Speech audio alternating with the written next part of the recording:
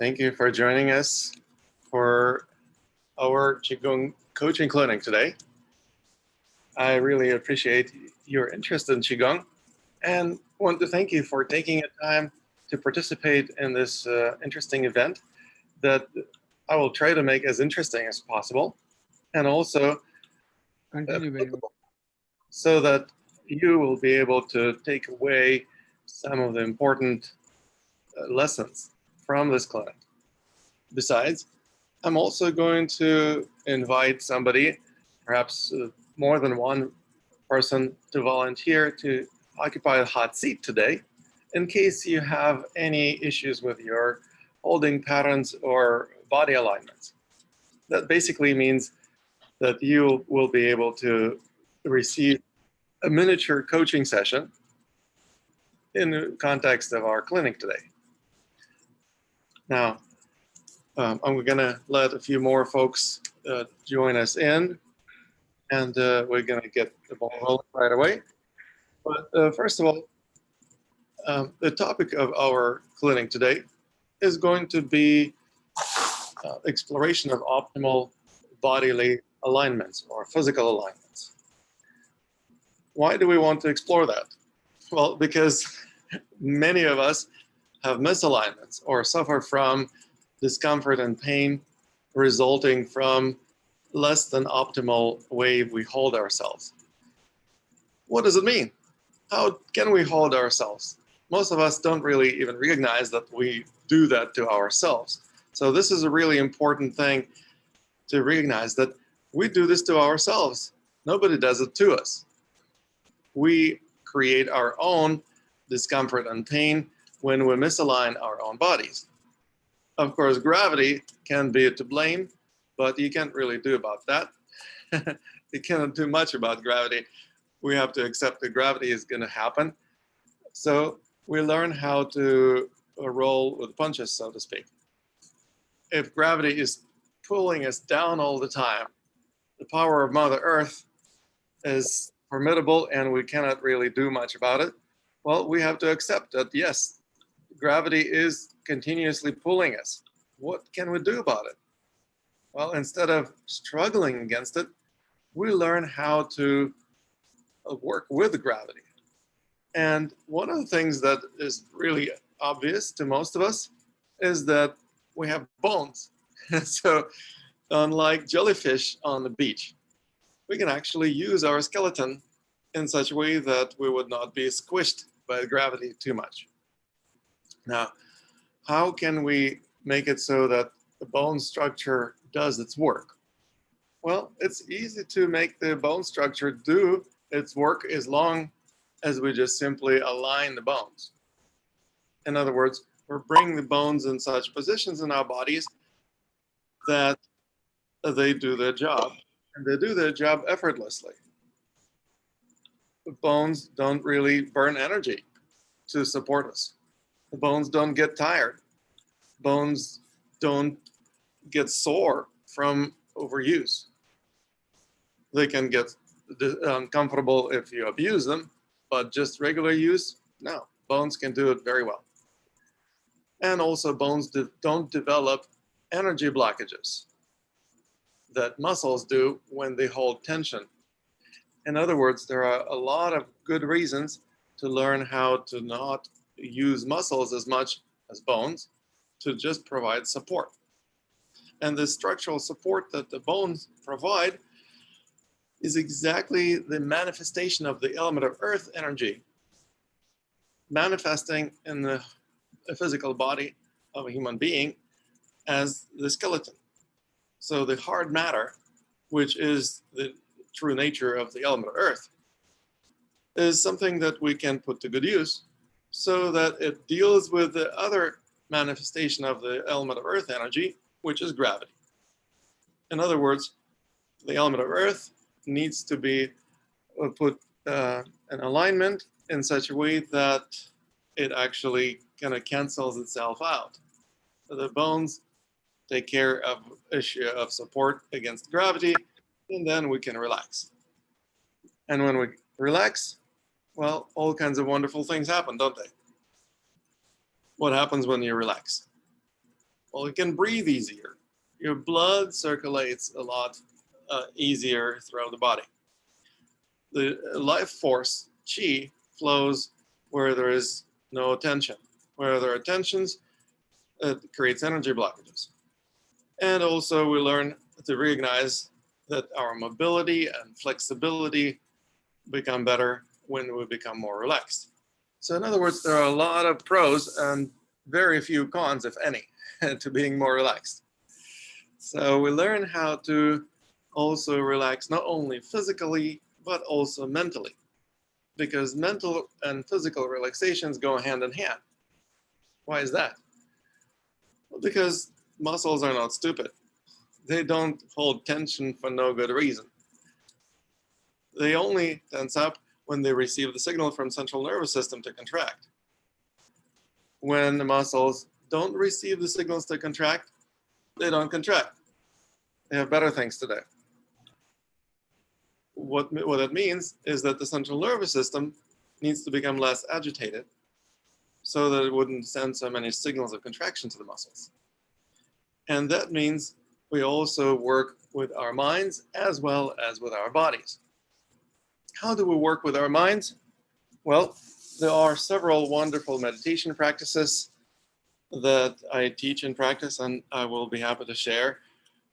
But first, we will start with the physical body because it's easier to assess and easier to begin working with.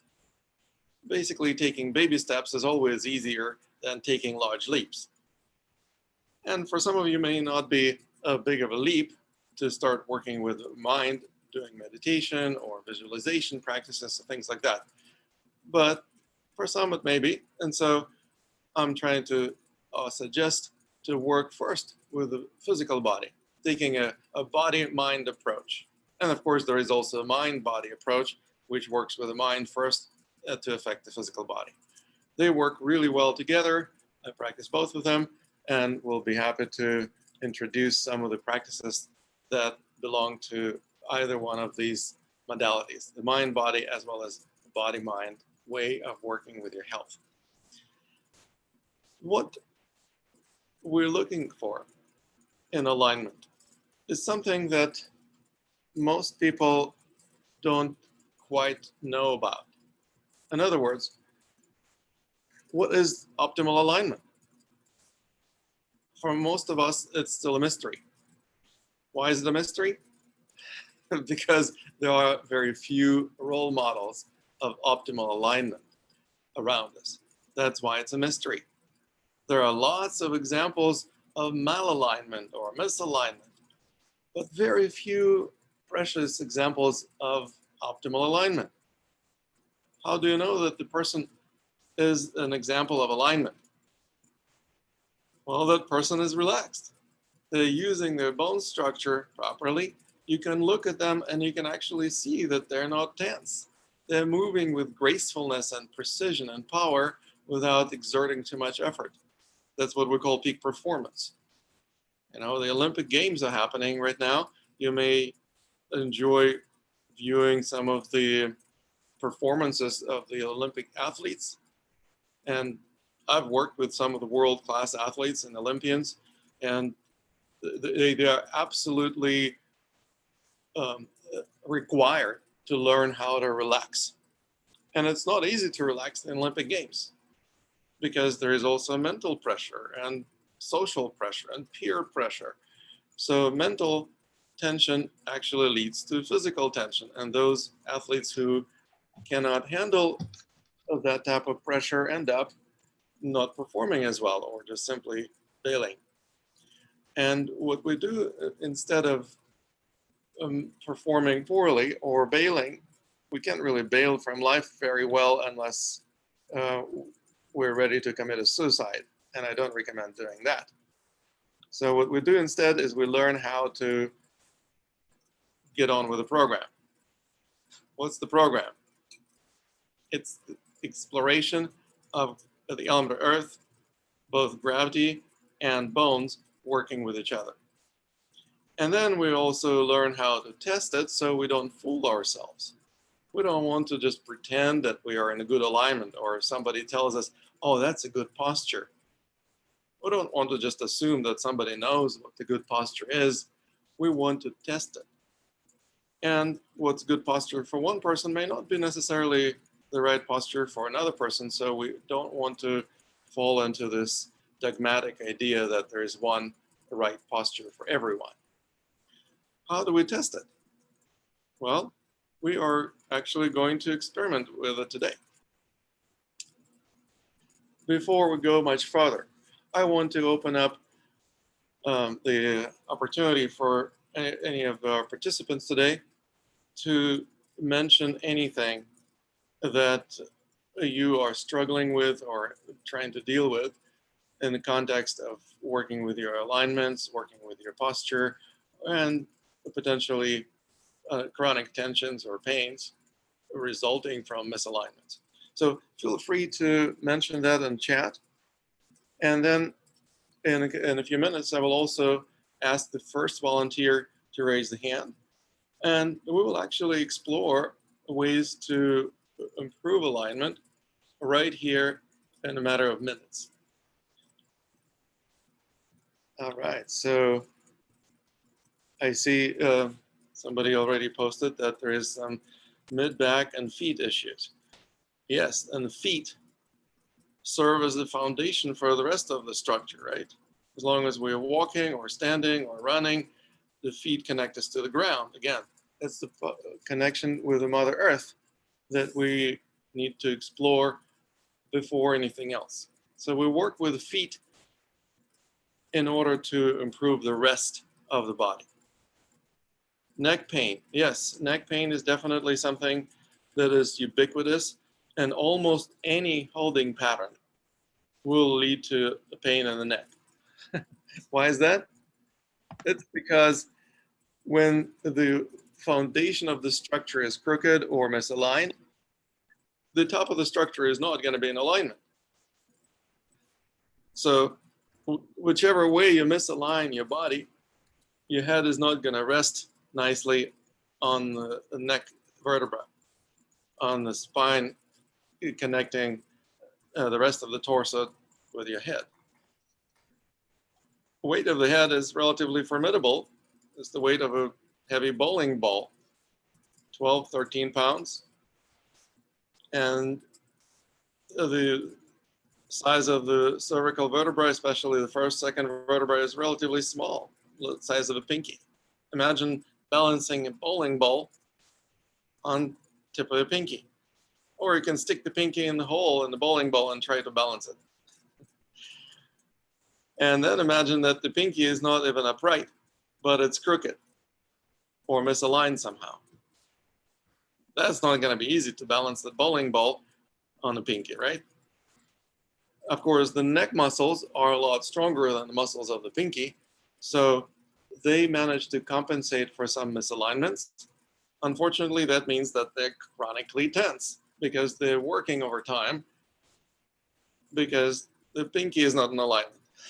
So we learn how to work with the foundation of the structure with the feet and legs first, and that will affect your neck. Now I also see that there's a relatively long post in the chat. The hip arthritis in the hip. Yeah, that's something that actually has a lot to do with holding patterns. Surprisingly enough, if we don't hold so much tension, we actually don't suffer from arthritis so much, which is an interesting thing to understand because that kind of leads us to a recognition that we do this to ourselves in a sense. Now, it's not something that I say in order to make you feel guilty for doing something wrong. I'm just saying that so that you can take responsibility and then actually do something differently. Doing something differently simply means recognizing that there are ways to use yourself that are not familiar. Familiarizing with the new ways to use your body. And then developing a new habit. And as you develop a new habit of using yourself more effectively, something really amazing is going to happen. You're going to start feeling better because you're not going to be so tense, and you will have plenty of extra energy that you're no longer wasting on struggling against gravity. I've met plenty of people who would struggle against gravity using 80 or even 90% of their energy resources, just fighting against gravity. And I honestly have not seen anyone who would win. So it's a futile struggle. So instead of struggling against Mother Earth, we learn how to work with gravity. And one of the primary objectives is to position our bone structure in a way that is neutral. What's the neutral position of the bone structure? Any ideas? If you have an idea what the neutral position of a bone structure might be, feel free to put it in the chat or raise your hand. In order to raise hands, by the way, all you need to do is to click on participants at the bottom of the screen, and then on the right hand side there will be a button that you can push in order to raise a hand. Oh yes, a wonderful question. Can Qigong coaching help a person with scoliosis? Definitely.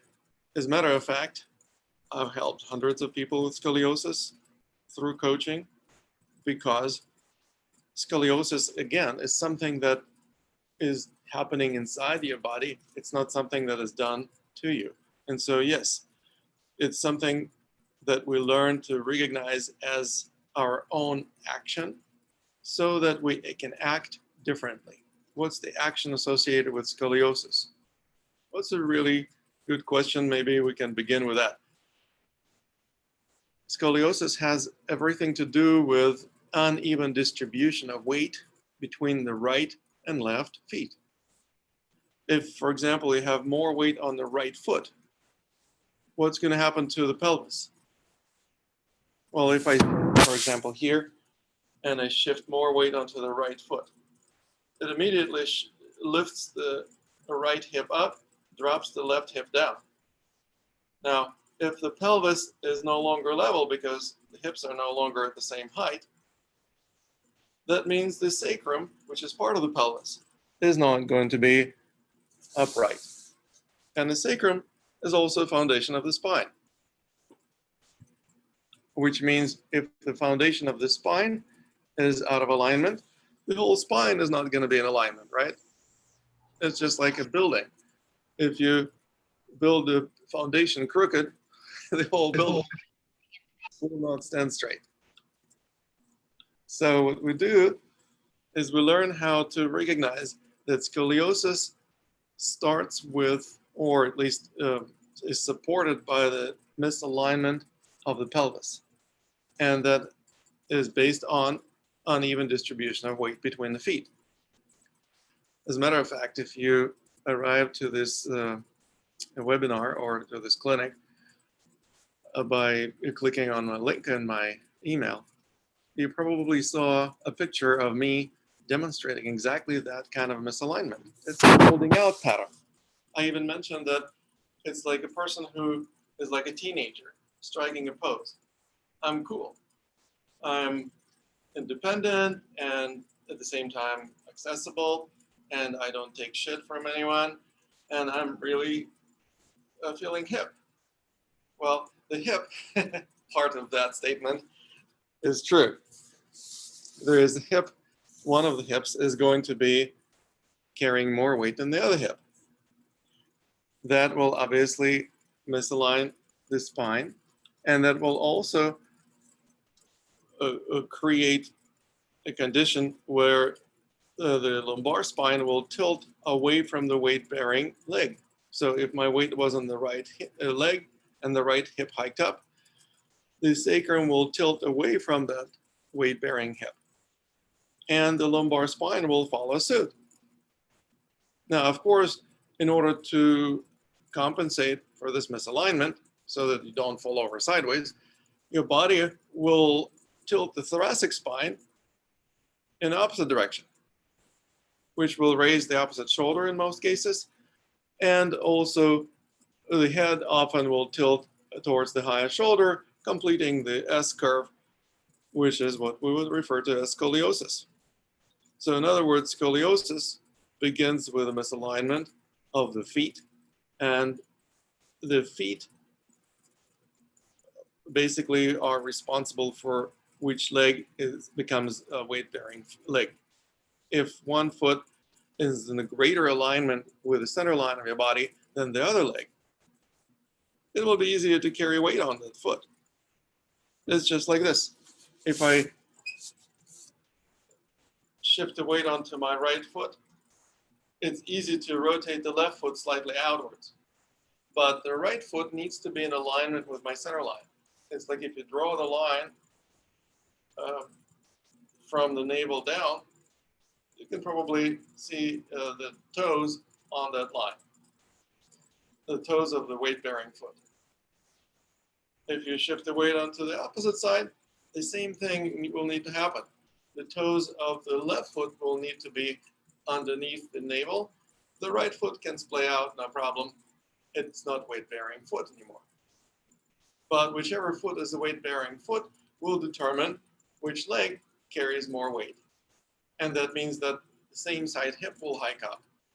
And that will lead to misalignment of the pelvis, misalignment of the sacrum, and S curve of the spine that we refer to as scoliosis curve. Well, that is in a nutshell an easy explanation of how it's done. But why do we do this? Most people actually confusingly think that it's an expression of relaxation when they shift the weight on one foot. Even in the military, when you take a stand at ease, often you will just shift the weight onto one foot. And people think that this is an easy way to stand. It's not a relaxed way to stand. I'm telling you, it requires more effort because your bone structure is no longer in alignment. And that means the muscles have to work, and they will burn energy, and they will create energy blockages and create all kinds of other issues health-wise, because when there are energy blockages, there's going to be some other health problems. In other words, it's not a relaxed way to be, standing with weight mostly on one foot. However, it's associated with a certain state of mind. I was just mentioning being like a teenager. Well, what does it mean? It means that even if you grew up, you're no longer a teenager, but you may feel still some of that rebellious spirit, so to speak. Or you may just simply feel somewhat skeptical about what people are doing or what's happening in the world around you, or maybe even cynical at times. You will most likely strike a pose. In other words, it's the unconscious expression of that state of mind. Body language works, and the way it works is that it expresses physically what's going on in your mental state. So this state of skepticism, or perhaps trying to be cool, or trying to express your independence, actually reflects in the physical body in the form of a holding out pattern. And this pattern of tension is a form of tension. In other words, it's not a great way to be because it causes you discomfort and pain, and potentially all kinds of other health issues, as we talked about. It is associated with energy blockages. It may be so ingrained in your consciousness that you may feel like, this is who I am. What do you mean? I don't want to strike a pose because I shouldn't be feeling this way that I usually feel. It becomes a part of your identity. These habituated states of consciousness can easily get so ingrained that you won't feel like yourself if you shift out of that state into some other state. And that's exactly where coaching comes handy, because coaching is not just a therapeutic intervention that's done once and you're fixed. Coaching is also an ongoing process. Most people who receive coaching receive it for several months, sometimes for a year or longer, and they get better over time because they develop a new way of thinking about themselves, new sense of identity that goes way beyond any therapy. No therapy teaches you how to create a new sense of identity. That's done through Qigong coaching, and we learn how to integrate that sense of identity into our physical body. So we walk the talk. We embody that new identity that we develop that would be healthier and happier. That, in other words, means that we are learning how to not just change things mentally or not just change things physically, we develop a new lifestyle. That's why I often say, don't just learn another Qigong style. Learn a new Qigong lifestyle that will create that sense of harmony that wherever you go, there you are. You're bringing it with you. Now, that's something that I would definitely encourage you to explore deeper with me. A number of folks already took me up on my offer of a complimentary Qigong coaching session. And if you haven't, you're welcome to do that. As a matter of fact, this offer still stands. I made this offer because I thought that there would be just a handful of people who take me up on it, but now I have 24 people who took me up on it.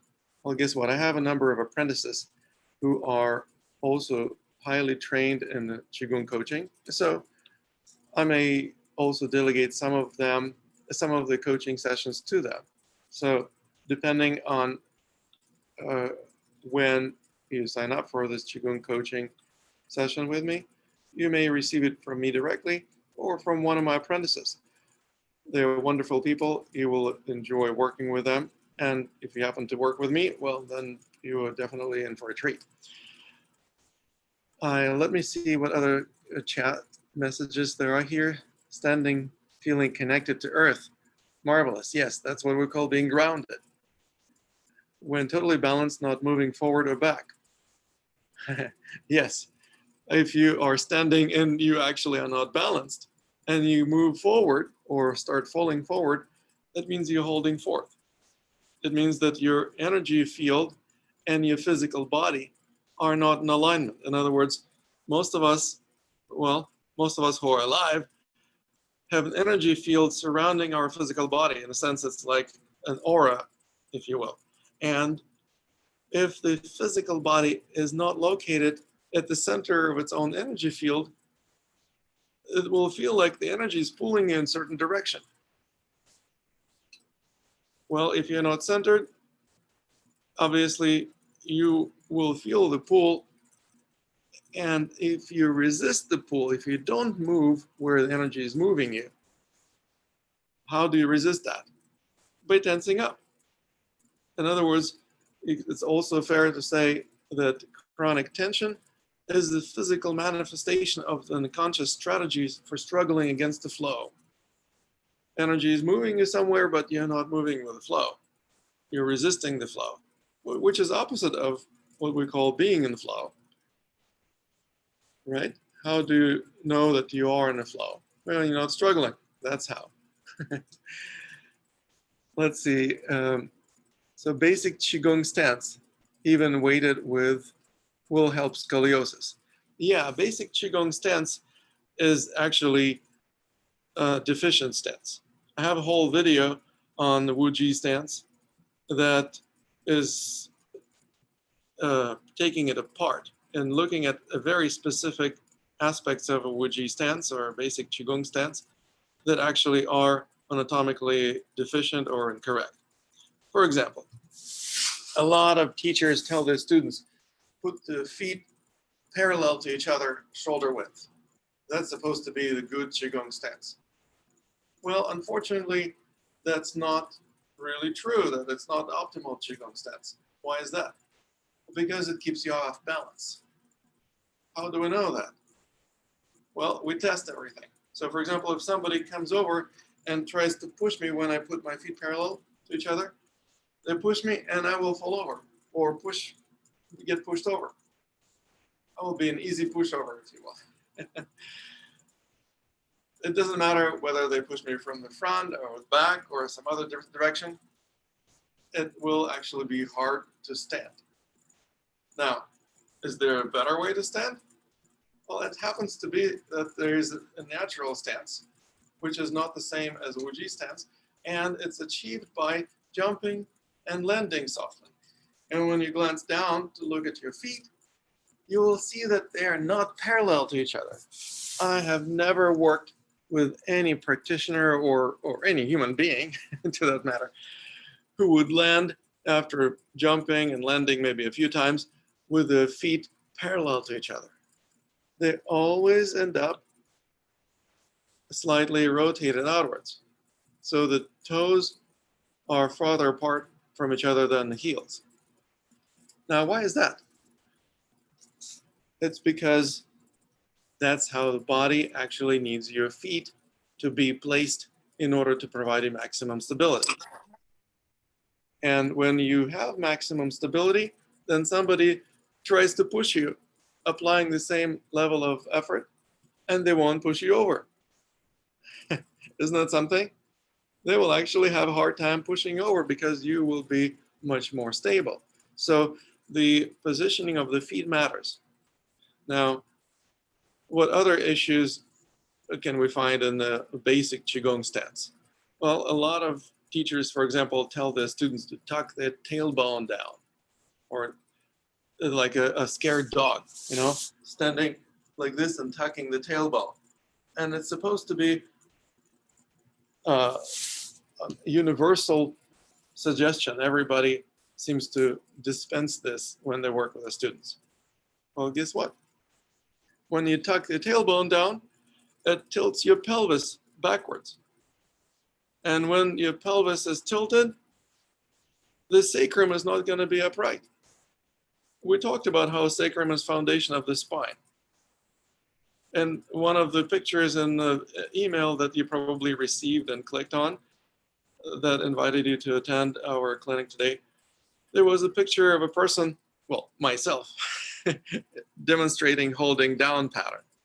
That is kind of an exaggeration, but that's what happens. When you tilt your pelvis, tuck your tailbone, tilt your pelvis posteriorly, you actually eliminate the lumbar curve.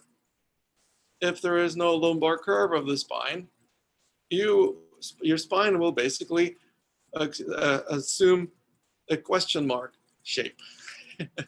Essentially, you will slouch and your head will be kind of hanging lower. Now, many teachers also tell their students to do something with their head, namely to tuck the chin, which only adds insult to injury. Why? Well, because if your head is not in alignment, for example, your shoulders are slightly slouched and your tail is tucked in, and then your head is not going to be resting on the bone structure of your neck. It's actually will require tension in the neck muscles in the back. So if you tuck the chin, then you also achieve that by tensing up the muscles of the front of your throat. Well, then you end up with twice as much tension. Muscles in the back and muscles in the front of the neck. That's exactly what I call adding insult to injury. And then there is more. A lot of teachers somehow read this in some ancient scripts or just didn't get the memo right. Something got lost in translation. And they think that there needs to be like a opening in the armpits. And they say, just imagine an egg in your armpit. You don't want to squeeze it to break it. So just create a hollow in the armpit. Well, the only way to achieve that is by flaring out your shoulder blades and contracting the pectoralis minor muscle. As soon as you do that, you will put your shoulder joint out of alignment. How do I know that? Well, simply put, you can push the person who has done this to their arms. created this kind of a hollow in the armpits, and they will not be stable. Or you can do it yourself and ask a friend or a neighbor or a relative, do me a favor and try to push me. And they will easily push you over if your shoulder blades are flared out, creating a little hollow in your armpits. In other words, there is no anatomical reason to do that. No energetic reason either. And energetically speaking, you actually create more tension in the pectoralis minor muscles, which will basically create an energy blockage in your chest. And there are several important meridians that go through this area of the chest, which you don't want to block. So my answer is no. The basic Qigong stance is not going to help with scoliosis. Now, in terms of even distribution of weight between the feet, yeah, obviously that would be an obvious benefit if you just keep weight distributed evenly. But most people don't really know if there is an equal distribution of weight. So you may even want to test it. And you can do it by actually standing on two identical scales. You know, those scales they weigh yourself on.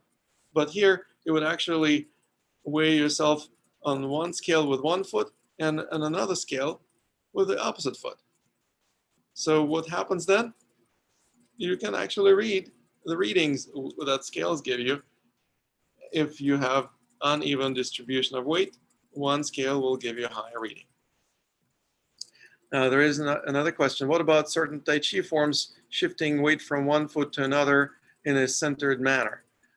Yeah, sure. We are talking about movement. So movement is obviously different from standing. So if we're talking about posture or stance, that's one thing. But then as soon as you start moving, well, you start adding a lot more variables to the situation. So for example, the question is, what kind of moves are you performing? In Tai Chi, there are numerous moves. Some of them are more centered than others. Some of them don't shift the weight from one foot to another very well, or do this in a manner that actually requires more effort than necessary. I'm not here to criticize Tai Chi forms. I'm a practitioner of Tai Chi myself. I've been doing this for 30 plus years. And at the same time, I also see a lot of rooms for improvement. And the room for improvement comes from understanding of how the body works. So for example, in Tai Chi forms, let's say you're taking brush the knees stroke step. So there is a way to bring, you can't see my feet, let me adjust that. So if I take a step and push, and then bring the foot closer in, and then step again and push again. Well, that essentially is not an even distribution of weight on either of the feet. There is no point in time when there is an even distribution of weight. There is more weight on one foot. Obviously, you're standing on that foot, so it's 100% of your weight. And then you tap, and then when you step, the step obviously is associated with bringing more weight onto the front foot. There's going to be about 60, 70, maybe even 80% of your weight on the front foot. Then you lift the back foot up in the air, which means the front foot is going to be 100% weight-bearing foot. You tap and you step again. And again, the same dynamic continues, so there's no point in time when you actually are centered. What is centered? Centered means that your body is in the center of its own energy field. Let me share with you today a centering exercise, because when you do centering exercise, you actually become centered. How do we do centering exercise? We just jump and land softly like we were talking about. And relax your arms completely. Let them hang loose. And then turn to the right and to the left, pivoting on a heel of 1 foot at a time. So if I turn to the right, I pivot on the right heel to the right, and then pivot on that heel so that the foot faces forward again. Then when I turn to the left, I pivot on the left heel to the left. So the left foot is constantly tracking my center line as long as I'm turning to the left. And then I turn forward again and continue turning all the way to the right. While the arms are swinging around, completely relaxed. And the idea is to bring 100% of your attention to the axis of your rotation. The axis of your rotation is just like the axis of rotation of a spinning top. Have you ever done this game, just spinning something like a spinning top that would have a gyroscopic stability? Well, it works as long as the center of mass of the spinning top is in alignment with the axis of its rotation. And that's what we want to achieve in our physical body. We want to align the center of mass, and it's not here, by the way. Unless you're pregnant or you have big belly, it's not in front of your body. The center of mass is much closer to the back, to the sacrum or a Ming Man area near the spine. Why is that? Because bones are a lot denser than muscles and fat and other tissues. So where there are bones, that's where the center of mass of the body is. And where are the bones of the body? Well, most of them are in the back. The backbone, as the name implies, is in the back. The rib cage is mostly in the back. Most of the pelvic girdle is in the back. Obviously, shoulder blades are in the back. Most of the bone structure of the trunk of the torso are closer to the back than the front. And that means that the center of mass is not near the stomach, it's actually much further back. Not quite on the surface of your back, it's actually pretty much in alignment with the spine. And so when the spine is in alignment with the axis of rotation, which obviously is more or less just a vertical plumb line, then the spine becomes vertical, aligned with the plumb line. And what happens when the spine is upright? It can support your body. It works as the perfect structural support for the weight of your body working against gravity. What does that mean? It means your muscles can relax. When your muscles can relax, you can actually experience the sigh of relief, or you start yawning, or you start feeling like, wow, my breathing is a lot deeper and smoother. That is a sign that you actually became centered. Now, that's just one of many practices that I do for helping you discover your center. But this is one of the most basic and very effective practices.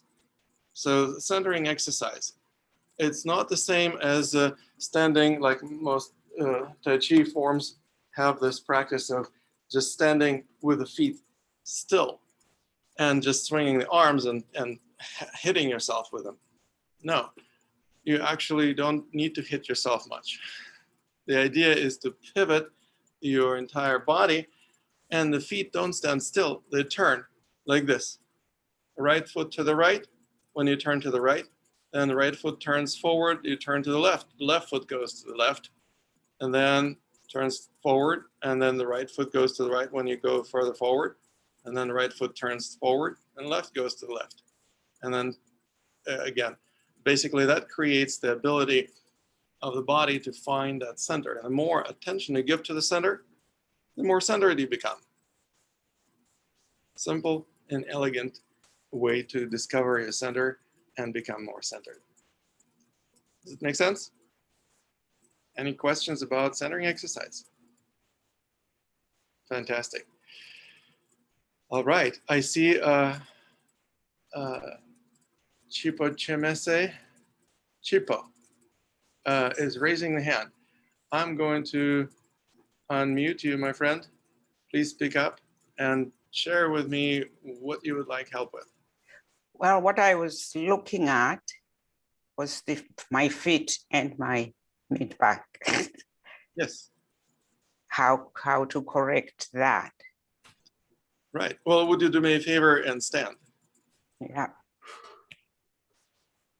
You see me? Yes, I can see you. Is this how you normally stand? Just my space. Yeah. Yeah. All right. And so which part of your feet hurt? Bottom. The bottom? Yeah, and the ankles. I see. If you check with the weight distribution on your feet, is there more weight towards the toes or the heels of your feet? Yeah. Mostly right now is towards the front. Yes. Yeah, this is exactly what causes the tension in the muscles and the soles of the feet. Those muscles are responsible for curling your toes. Mm-hmm. You ever notice that the toes have tendency to kind of curl on their own? Yeah. It's because of the chronic tension in those muscles. But the reason why there is tension in those muscles is because you have tendency to carry weight towards the front of the feet. Okay. Just to humor me, try to exaggerate it a little bit, would you? And notice how the toes really have to grab onto the ground. Mm-hmm. Yep. Yeah, so that proves the point. Well, to really prove the point, let's do me a favor and shift the weight towards the heels. And you will notice how the toes actually straighten up and lift up. Yeah. Well, that means that there would be no tension in the soles of the feet if you carried your weight on the heels. But of course, you would also end up with shin splints. I don't want that to happen. So we want to find the happy medium. Now, if you rock forward, see how much weight you can bring onto the balls of your feet and towards the toes. Notice how much tension it requires in your calves. They keep you from falling over forward. Right. Yeah. All right. Notice how it's not just the tension in the calves. It's also tension in your lower back. Back. Yeah. And mid back. The hips. Yeah. Yes. So this is the holding forth pattern, exaggerated perhaps. So whenever you really feel like it's hard to breathe because you're working so hard, notice how it affects the breathing? Yeah. Yeah. So whenever you feel like it's hard to breathe and you're really sick and tired of holding this tension, then just slowly come back to the neutral position of weight distribution somewhere close to the center of the foot. Right. Yeah. I feel. And notice how easier it is to breathe now? Yeah. It even feels like, something in my pelvis is kind of Exactly. relaxed, let go. But we're not done yet. Now, let's move weight backwards towards the heels. Okay. Not close to the edge of your comfort zone, like you're almost to fall over backwards, but not quite. Don't fall over, please. Yeah. But notice how it requires tension of the shins, the muscles of the front of the lower legs. And not only the shins, it also requires tension in the abs. Yep. And even the throat may be tense. Not so much, but sometimes I think it does. I feel the tension there. Yeah. Well, when you shift the weight backwards, you actually get into holding back pattern. Yeah. Instead of your habitual pattern. And so you may not be quite as familiar with this pattern of tension, but please hold it back, hold the weight back on your heels, just to notice how uncomfortable it is. Yeah. Notice how I can feel the mid back. Yeah. And notice how it also makes it harder to breathe. Yes. Yeah. Very good. Now, whenever you're ready to release this tension, just let it go and come back to neutral. Yeah. Then it feels like my knees are holding. Does that make sense? Your knees are doing what? Holding. It's like they want to hold me. Oh, absolutely. Yes. The knees definitely have to work. The muscles around the knees. Yes. Yeah. Keep you from falling over. Right. Because the bones were not supporting you very well. Ah. Yeah. Okay. When you're in a neutral position, your bones are supporting you much better, and you don't have to work so much with your muscles. Mm-hmm. Now, let's do it a little bit less. Let's shift only half as much weight forward as you did first time. Yeah. This is your habitual way of doing it, but now you're doing it consciously. So you may actually notice how much effort it requires. Right. Yeah. Your calves, your mid back, maybe even the back of the neck muscles. Of the neck. Yeah. Right. And it still makes it harder to breathe, doesn't it? Yeah. Okay, whenever you're ready to let go of this tension, see how you can come back to neutral, and let me know if it's easier now on your Oh, body. yeah, it is. Yeah, it's Very almost good. like my shoulders have come down too. Exactly. It all starts with the feet. Now, let's do one more of the shifts of the weight backwards. But now let's shift the weight not all the way to the edge of your comfort zone, only half as much as you did the first time. Yeah. Rolling back, kind of holding back, keeping the weight towards the heels. Yeah. Again, it still requires tension from the shins, doesn't it? Right. Yeah. And the front of the body and the muscles around the knees, and even the chest muscles may tense up. Right. Yeah. Everything is keeping you from falling over backwards. And of course, it stifles your breath, doesn't it? Mm-hmm. So whenever you're ready to release this tension, see how you can come back to neutral. Not too far forward, just to neutral position. It's like if you divide the length of your foot in half, Mm-hmm. that midpoint is where the weight would be now. Yeah. Yeah. I can And you feel that. how it doesn't require any effort to stand. Yeah. Mm-hmm. Now, would you be able to remember how to be in that neutral position? Yes. So, yeah. You are welcome to do this simple exercise literally every day. Yeah. I guarantee that every time you do this, it will be easier to remember what it's like to be in a neutral state. Mm-hmm. And with practice, you will develop a habit of distributing weight on the centers of your feet rather than towards your toes. Oh, it's my toes. Yeah. When the weight is not on your toes, the toes will not be clinging. Right.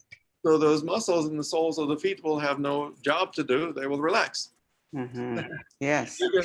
You can rock back and forth a few times to find that sweet spot, and it will become your new normal. Mm-hmm.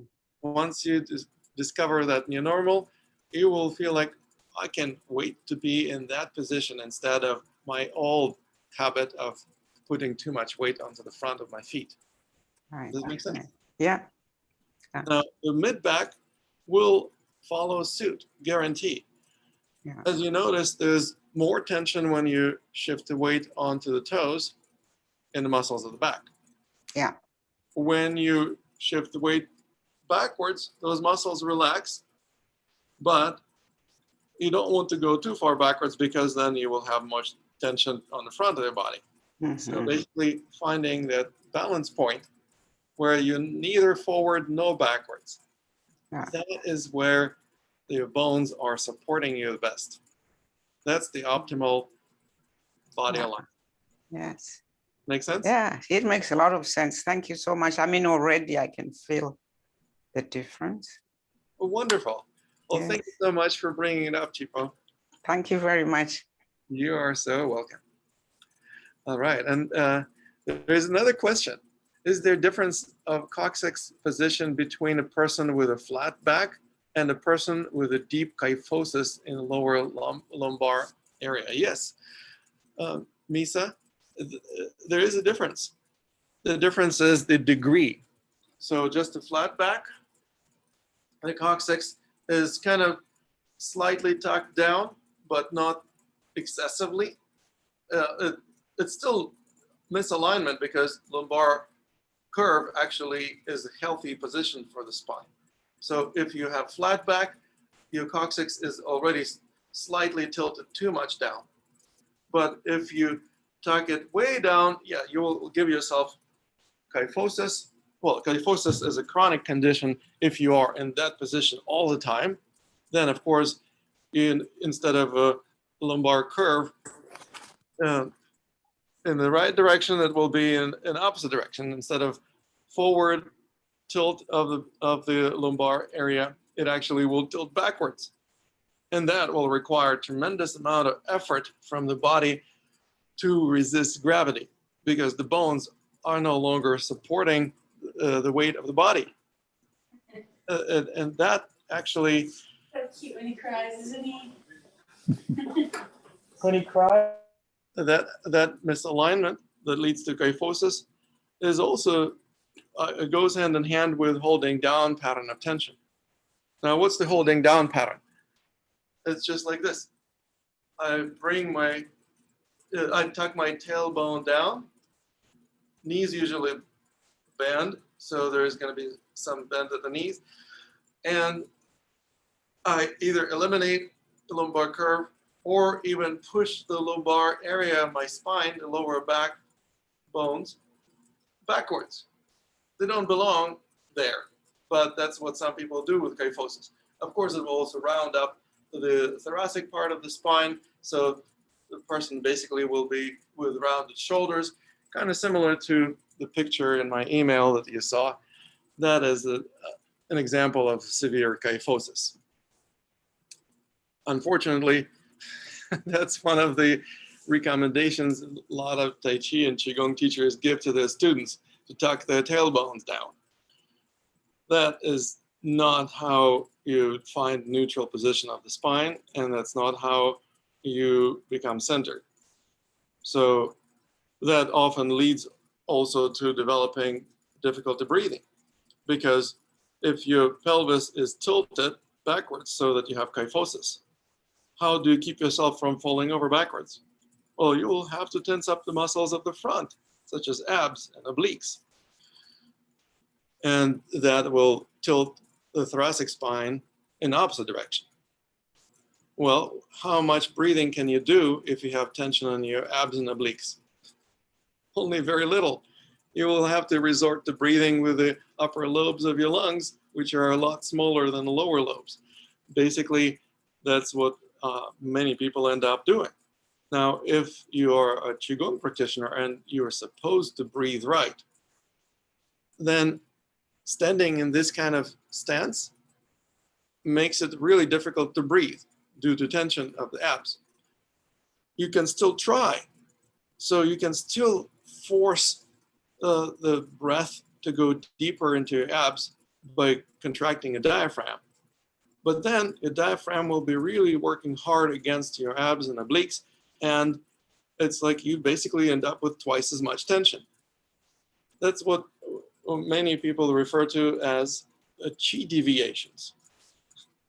It's a popular issue that crops up among many Qigong practitioners, especially in China.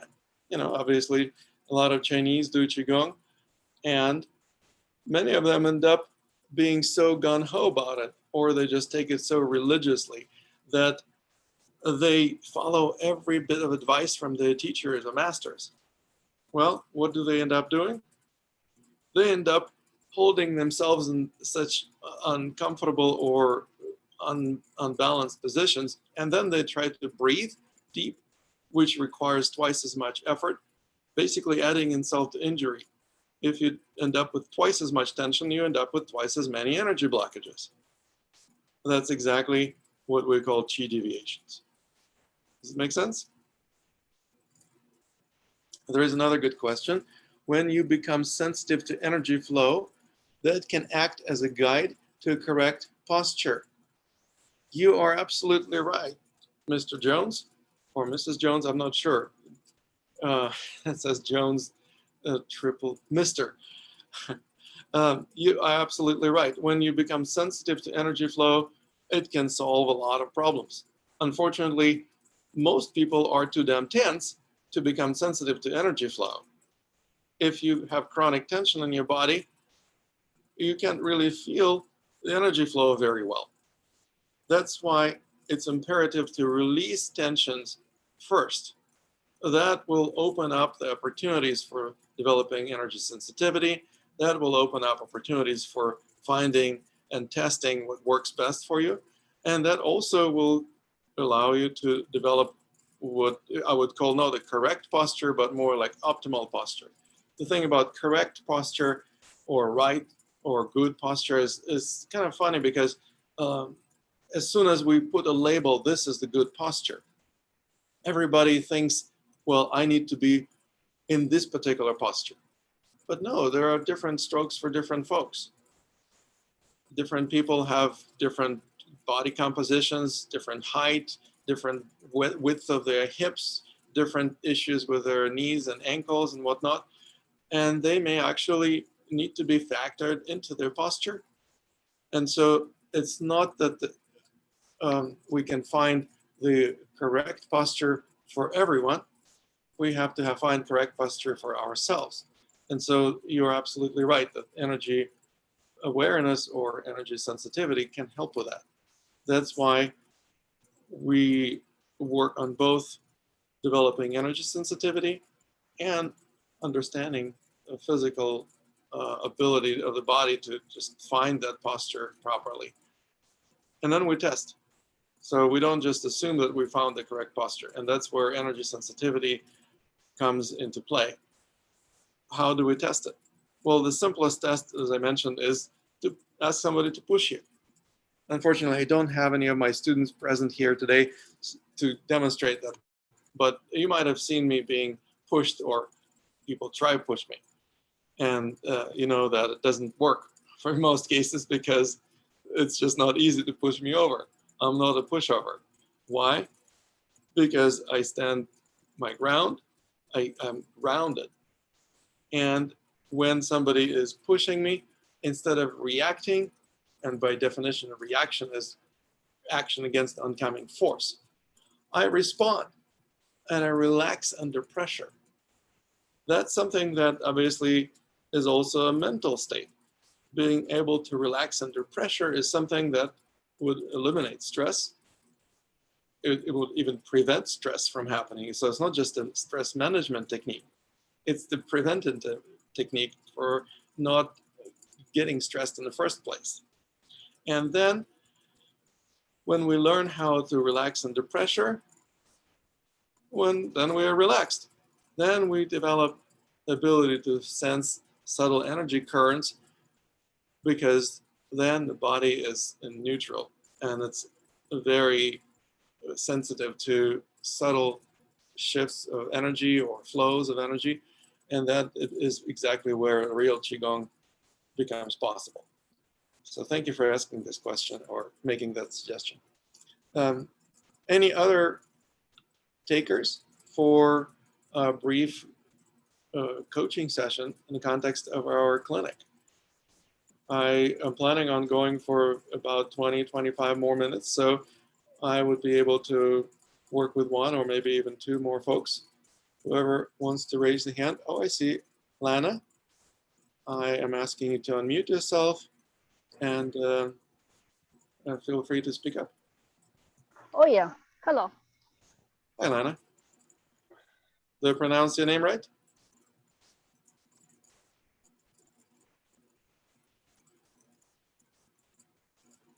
You're muted. Please unmute yourself. Can There you you hear me now? Yes. You see me? Can you see me now? Because I have a light behind me. Yes, I can see you now. There is some light behind me too, so I'm going to change it a little bit. Okay. So as you can see, I don't know if you can see or not, I have on my shoulder, yes, one higher, one lower, yes, Yeah. look like right one down, yeah? Correct. Yeah, it's affects probably my, I have a pain in my left shoulder. I do a lot of gym exercise and it's affects my left shoulder. And probably if you can see my posture, I don't know if you can see or not. Yes, I see that you have tendency to carry more weight on your right foot, and so Yes. that lifts up your left shoulder. Yeah, it If affects. if you just do me a favor and just jump and land softly like this. would you? Very nice.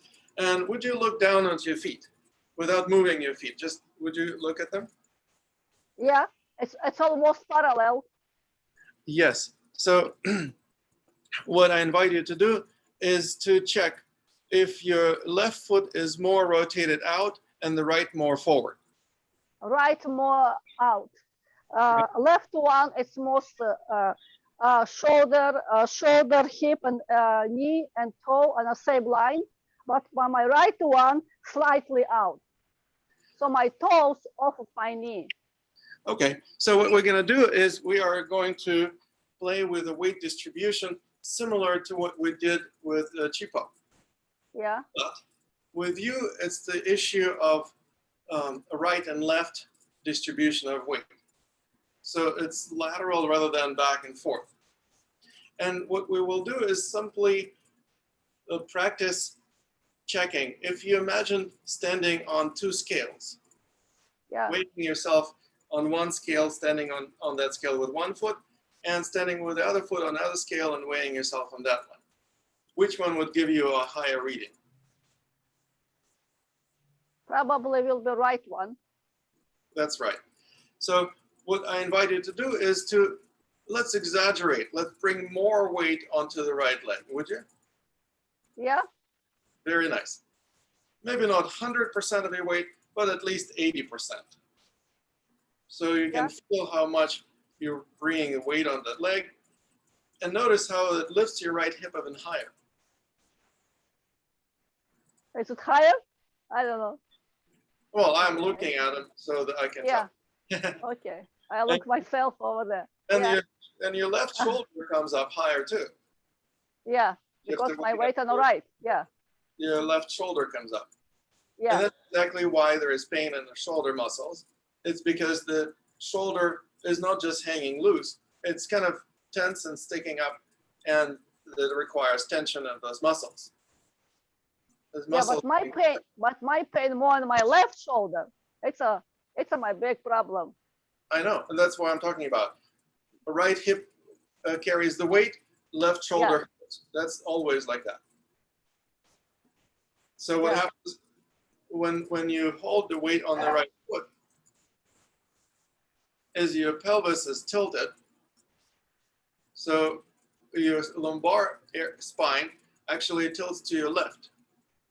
And then the thoracic spine tilts to the right. And that's exactly why the left shoulder is high. Mm-hmm. Now, it also makes it harder to breathe, doesn't it? Yeah. So whenever you're ready to release this tension, when you're ready to breathe easily, go ahead and bring the weight more evenly distributed between your feet. So if you were standing on two scales now, they would be giving you more or less the same reading. Okay? Yeah. Beautiful. And now we're going to do the movement in the opposite direction. Let's shift the weight onto the left foot. About 80% of your weight on the left foot. And notice how the left hip now comes up higher. Mm-hmm. And it should, because that's how the body works. And it actually will potentially require lifting your right shoulder higher than your left. You're not used to it, so it may not feel normal, or it may feel a little weird in your body because your body is not used to carrying yourself in this way. But that's an exercise that we want to do in order to discover what's the neutral position. Notice how it's also harder to breathe standing like this. Yeah. Whenever you're ready to breathe easy again, slowly come back to neutral and find that neutral sweet spot where the weight is neither on the right nor on the left foot too much. Okay, it's even. Very nice. Now we're going to do a refinement of this stance. Let's shift the weight to the right again, but let's do it only half as much. So maybe instead of 80% of weight, maybe only 65 or 70%.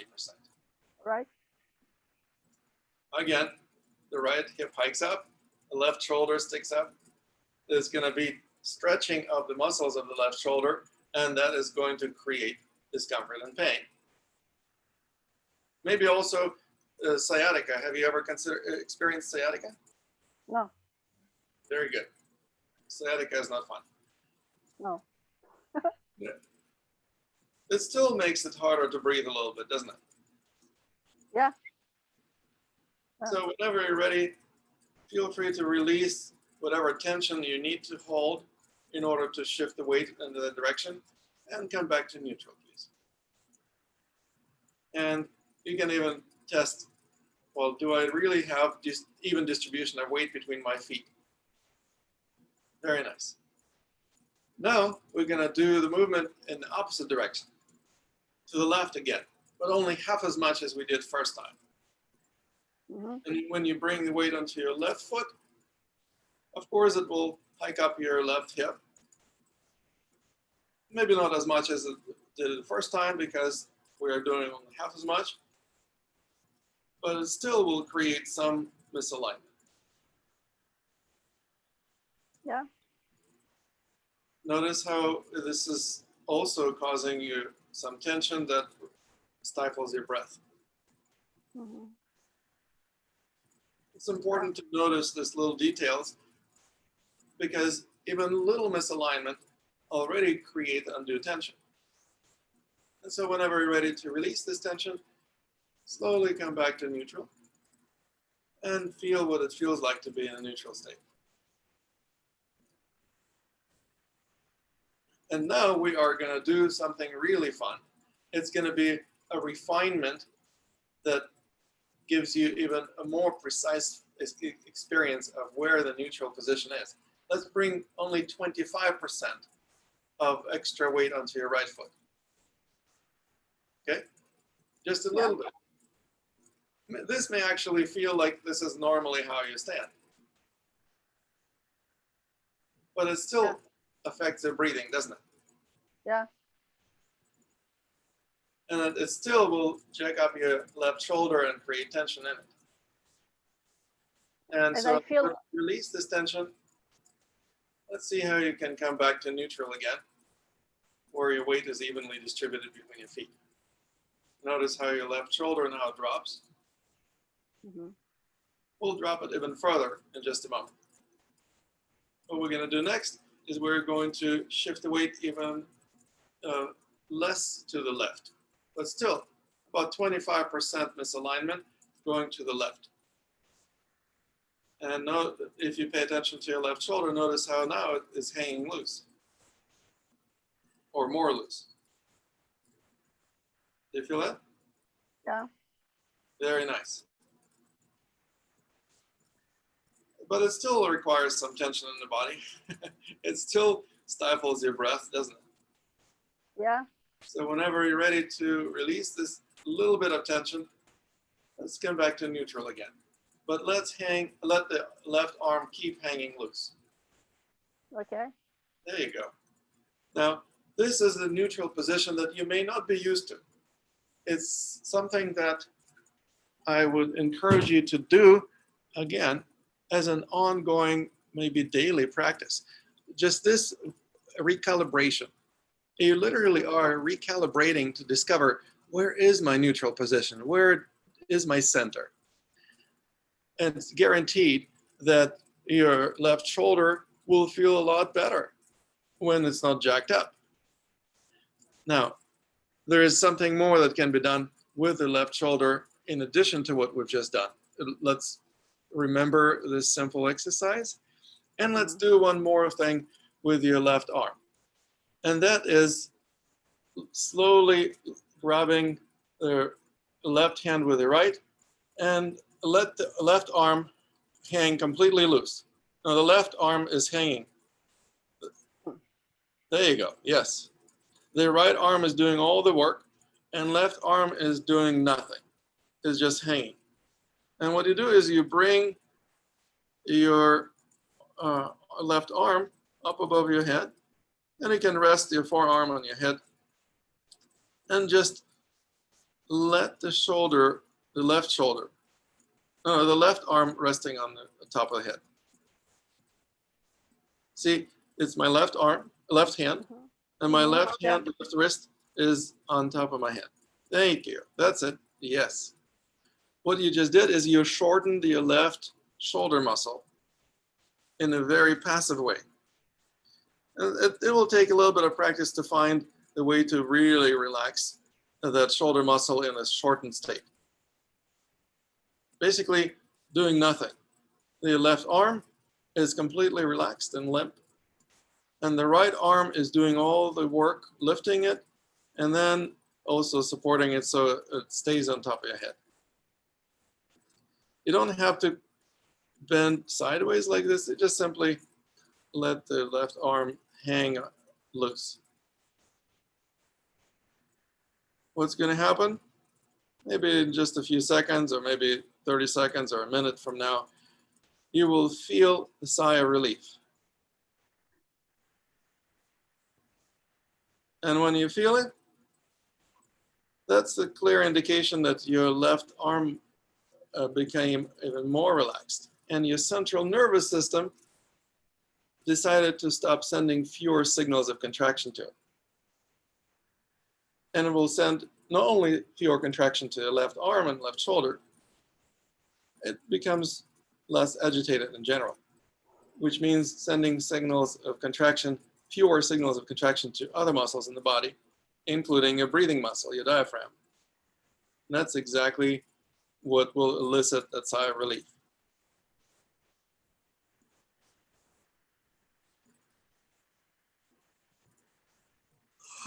Well, for me, the sigh actually turned into a yawn. And so now I'm just simply lowering my left arm again. You see how your left elbow is sticking out? Yeah. So you drop it completely limp. And you just simply bring your left arm down and let it hang. Yeah, good. Is- Little, yeah. What do you? Little better, but yeah, it's inside. It's inside, something like that. Yes, it's inside. And Connect to the neck. It's all, yeah. of course, Is it? the trapezius muscle also is something that needs to be released. So the next thing we'll do is we'll actually release the trapezius. It's a relatively simple movement. I'm sitting on the chair and I'm actually positioning my hand and on the chair between my legs. I keep my left elbow straight with the help of my right hand. And I put a little bit of weight on this hand so my left shoulder elevates, totally passively. It's a very passive maneuver. And just simply let those muscles experience what it's like to be shorter. They've been struggling to get shorter. Tension in the muscle means the muscle is trying to bring two ends of the muscle closer together. But it's been struggling to achieve it. And what you're doing is you're actually helping it out, letting it achieve what it's been trying to achieve effortlessly. So the muscle will actually communicate to the central nervous system. Mission success. I've been trying to bring the two ends of the muscle closer together, and somebody came along. Never mind, it was the opposite arm. Somebody came along and helped me out. So the central nervous will take a little bit of time to comprehend it, and then it will stop sending so many signals of contraction to the muscle in question, which is the left trapezius. And when the muscle doesn't receive so many signals of contraction, what will it do? All right. It will relax, thank you. And when so the muscle relaxes, it will start lengthening. So you just allow it to lengthen, become longer, let your left shoulder hang loose. So basically, that's what your shoulder has been hoping to experience, and you're just allowing it to experience. It's like you're helping the part of your body manifest this. Is it connected somehow to my feet? Because you said weight distribution like 50-50, and I feel more my weight inside, not outside. I mean, not even in the middle of my foot. It's like I feel it, so I have a tendency inward. I see. So probably affects also misalignment. Absolutely.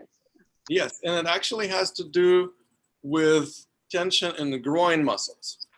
Uh-huh. Right around Yeah. here, Uh-huh. Yeah. there are muscles that pull the knee inwards. If the knee is pulled inwards in relation to the toes, like if you stand for a moment, and if you jump and land softly, so your knees are bent, and keep your knees slightly bent. If your knee is not perfectly in alignment with the toes, This then alignment. Yeah. perfect alignment, Right little bit off, but because it's my right toe have like a bully and mm, crooked. So but mainly my knee over my toes. yes.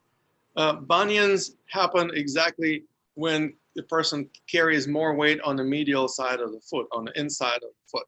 So this is going to be an invitation for you to learn how to also find not only distribution of weight between the right and left feet, but also distribution between the inner and outer edge of the foot. Yeah, I worked on it, but still. And the easy way to do that is just use imagination. If you just imagine for a moment that your feet are like suction cups. Yeah. You know, you need to apply pressure on the center of the suction cup in order for it to stick to a surface you want it to stick to. Yeah. If you apply pressure on the side of it, on one side or the other side, it's not going to work so well. Well, that's exactly what we want to do with our feet. We want to make our feet like suction cups. You distribute pressure on the center of the foot, it will connect you to the ground. That's the principle of grounding. And if you put the weight on the medial or lateral side of the foot, in other words, on the inside of the foot or on the outside of the foot, it's not going to work so well. And you also will hold tension in your legs. So this is going to be a really nice exploration of more fine distribution of weight between the legs, the right and left legs, and also between the medial and lateral sides of the feet.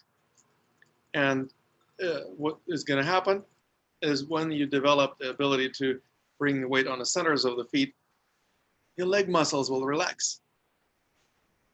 And when the leg muscles relax, they will not block the flow of energy between your body and the ground. That's why we call it the principle of grounding, because then the energy can actually flow from the ground into your body and back easily. There is no blockage. And that's something that anyone can benefit from.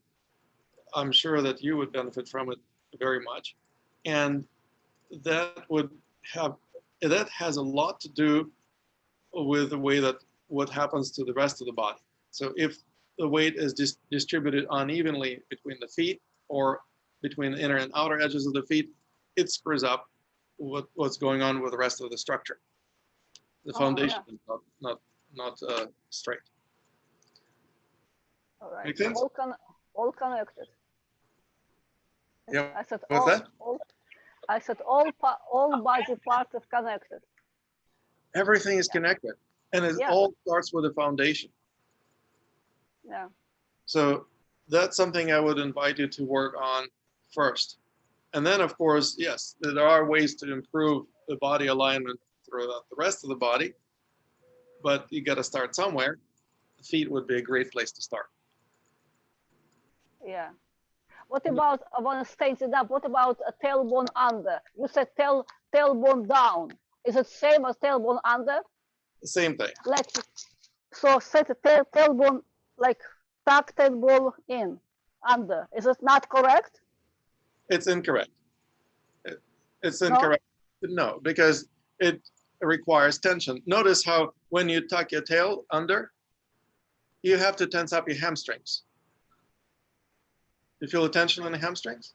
I feel more, I mean, squeeze my glutes more and more under my knees, go down, and my abdomen also contracted. Yeah, so, and it's hard to breathe. Yes, it's for sure. Yeah.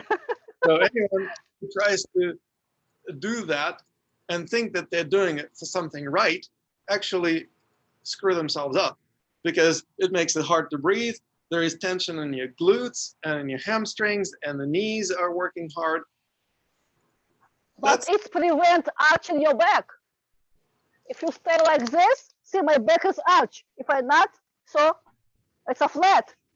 So finding the sweet spot, just like finding balance between Okay. too much weight on the right foot or too much weight on the left foot. The same thing is similar to what we were working with the previous person I was working with, Chipo. Too much weight forward or too much backwards is associated with tilt of the pelvis. Okay. We want to find the sweet spot, the balance between too much forward or too much backwards.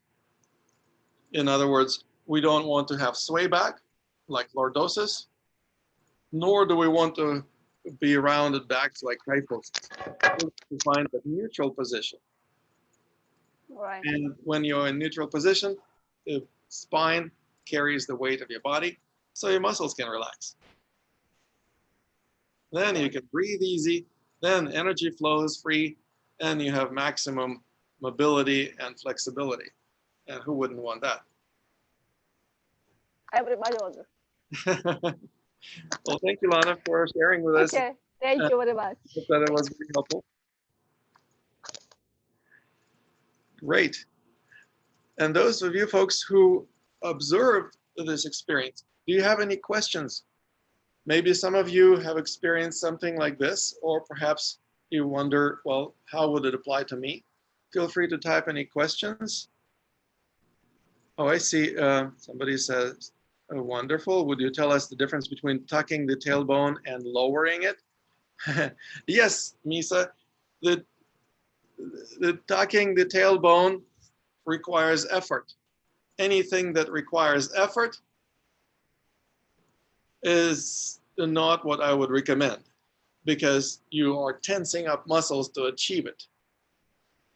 Lowering it, well, yes, maybe lowering it is what happens when you no longer sway your back. So if you had a lordosis and you just let it drop lower, if that is done without force, then it actually brings you to a more optimal alignment.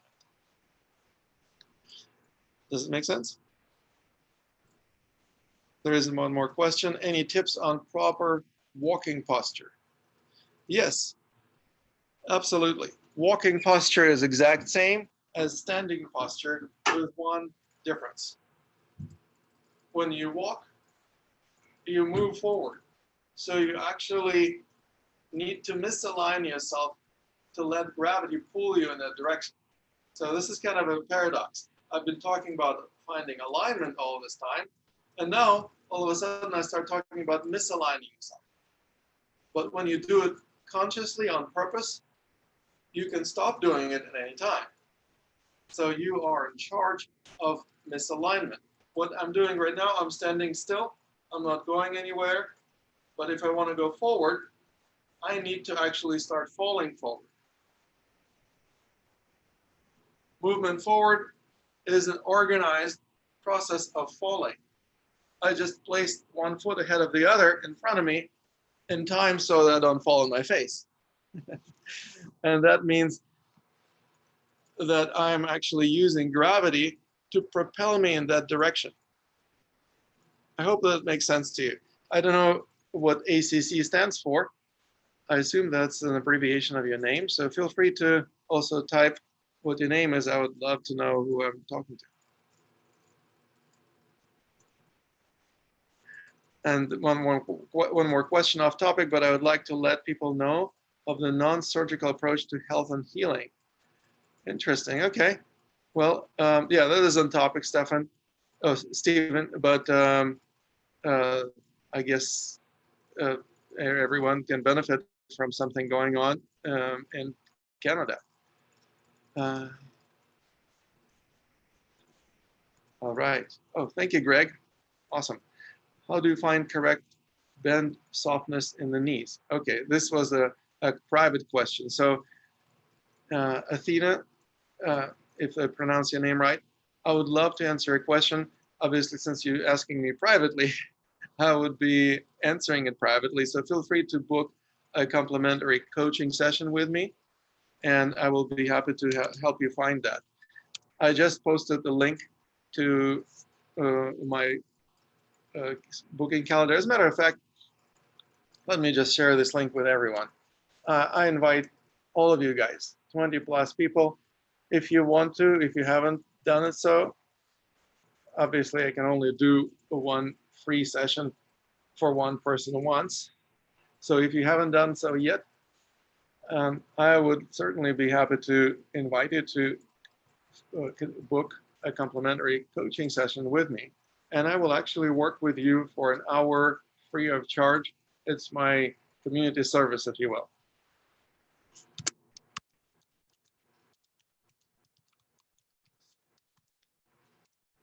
Here's the link.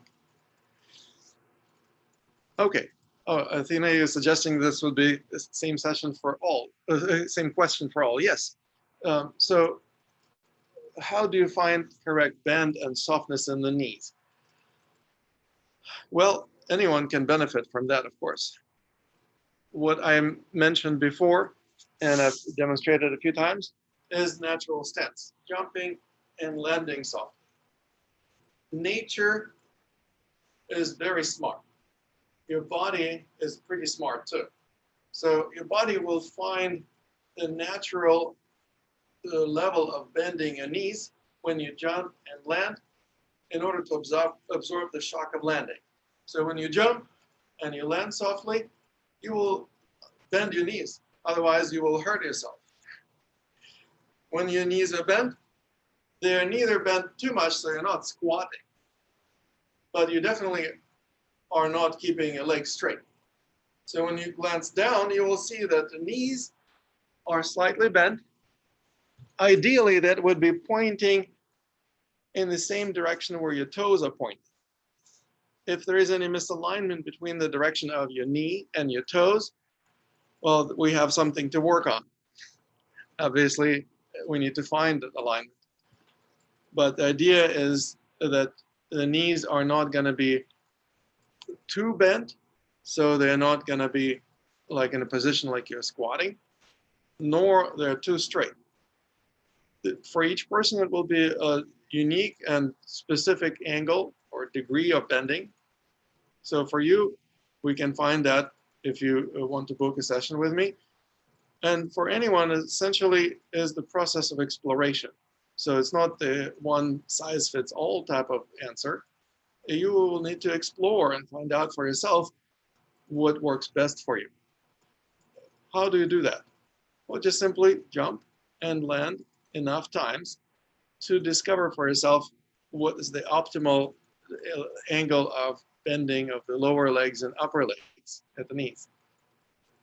So that's a simple and elegant way to discover what is the most optimal or correct bend of the knees. And softness of the knees, well, there's going to be some combination of softness and tension, because if you straighten your knees, yeah, you can relax the leg muscles more or less.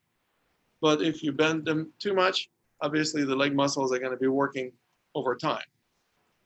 So finding that sweet spot again is the optimal way, or if you would call it correct way, of finding softness for the knees. Those are the muscles of the upper legs, mostly the quadriceps. So they're responsible for extension of the leg at the knee. If the quads are working too hard, obviously something is off, or you are walking with your knees bent too much. It usually happens when you hold down.